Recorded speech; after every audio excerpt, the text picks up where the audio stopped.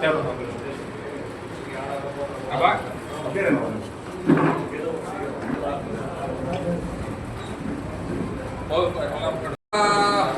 భయం కూడా చెప్పవచ్చు. ఆయన తర్వాత ఇది ఏమవుతుందో తర్వాత ఎట్లా అవుతుందో అట్లానే అనుకుంటున్న సందర్భంలో మన యువరాజు గారు మీరు ఏం అవసరం బాధపడాల్సిన అవసరమే లేదు, గంగమ్మని నేను అలాగే చూసుకుంటా అట్లని ఆయన కన్నా కూడా ఎక్కువ బాధ్యత తీసుకొని ఆ అలంకారం కానీ ఆ ఒక ఇది తీసుకొని చాలా చాలా వరకు కూడా బాగా చూసుకుంటా. నాకు చాలా హ్యాపీ, చాలా సంతోషం. ఈయన వల్లే మొత్తం అలంకారాలు గుడి అన్ని నిర్వహించడము ఫస్ట్ క్లాస్ గా చేస్తాం.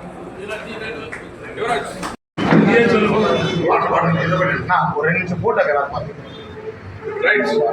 నమస్కారం. వచ్చే మంగళవారం బుధవారం 12th and 13th జరగనున్న సంతపేట గంగమ్మ జాతర సందర్భంగా మిమ్మల్ని అందరినీ కూడా కలవడానికి నాకు ఎంతో సంతోషం. ఈ జాతర అనేది మన అందరికి కూడా చాలా స్పెషల్ మూమెంట్. ఒక జాతర అంటే జాతర ఎందుకు జరుపుతున్నామంటే జనాల కోసం, ఊరు మేలు కోసం ఇది జరిగే ఒక పండుగ. దాన్ని గట్టిగా మేము కూడా బలంగా నమ్ముతున్నాము. అందువల్లనే ఊరు కోసం ఇన్ని కాలంగా కూడా దీన్ని నిర్వహిస్తూ వస్తున్నాము. ఇదే మా నమ్మకం. నాతో పాటు దాదాపు 100 మంది దీనికోసం వాలంటీర్గా స్వచ్ఛందంగా వచ్చి పనులు జరిపిస్తారు.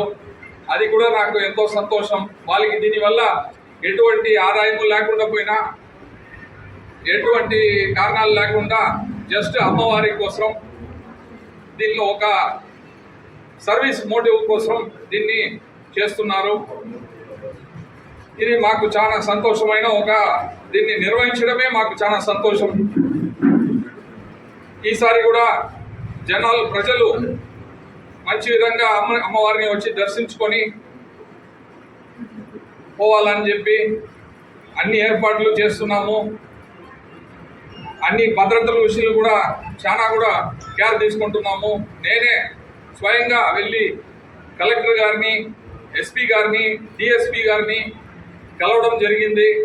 అన్ని విషయాల గురించి కూడా చర్చలు జరిగింది. వాళ్ళు కూడా ఖచ్చితంగా కోఆపరేట్ చేస్తారనే ఒక నమ్మకం మాకుంది. అదేవిధంగా శానిటేషన్ గురించి, వాటర్ సప్లై గురించి స్వయంగా కమిషనర్ గారి దగ్గర పోయి కలిసి మాట్లాడి వచ్చాను. ఆయన కూడా కోఆపరేట్ చేస్తారు, నాకు నమ్మకం ఉంది. అందువల్ల ఎటువంటి ప్రాబ్లమ్స్ లేకుండా, ఎటువంటి డిస్టర్బెన్సెస్ లేకుండా ప్రజలు రావాలి.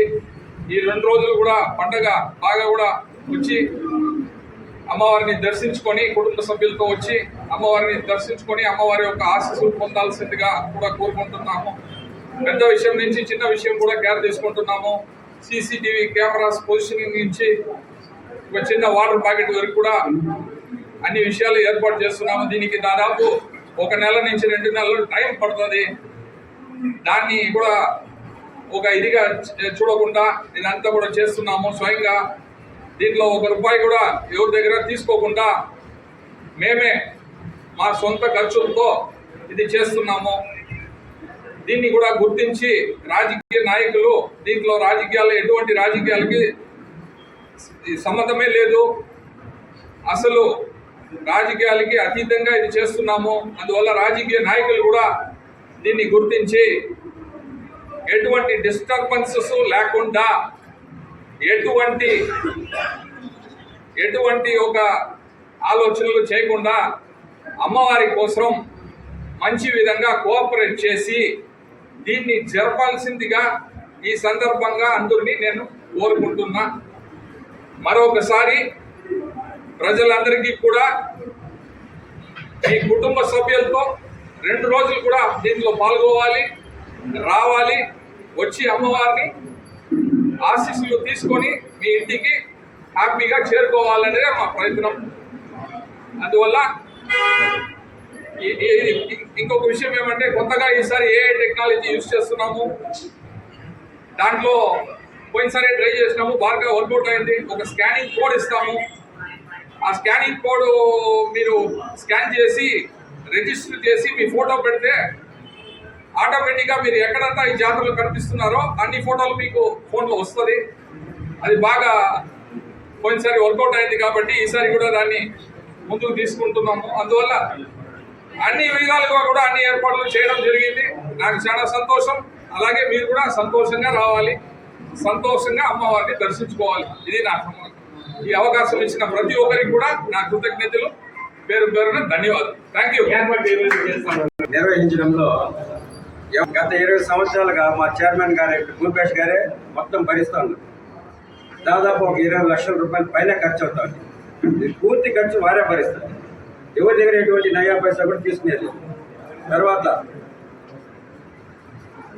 ఈ కార్యక్రమం ఎట్లా జరుగుతుందంటే ఉదయం పూర్వం మంగళవారం ఉదయం పూర్వం 3 గంటలకి గుమ్మవారి గుడి గుమ్మరి వారి ఇంటికాడ నుండి నడివీధి గంగమ్మ స్థలంలో అక్కడ అమ్మవారి విగ్రహ శిరస్సుని అక్కడ ఉంచి అమ్మవారి రూపాన్ని అలంకరణ చేసి తర్వాత మొట్టమొదటిసారిగా మా చైర్మన్ గారు భూపేష్ గారు హారతి ఇచ్చి పూజా కార్యక్రమం ప్రారంభిస్తారు.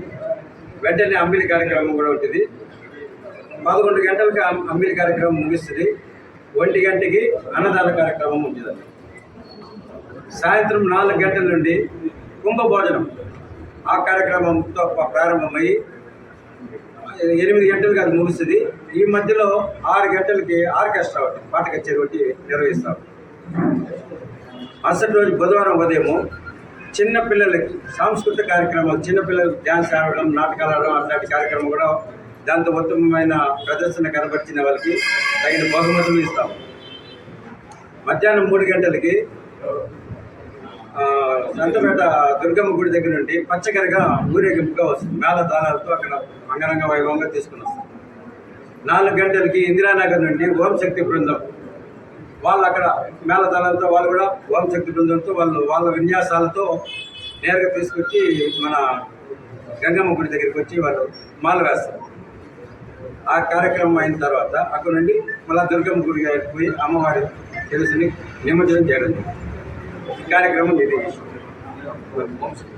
కార్యక్రమం ఏర్పాటు చేస్తున్నాము.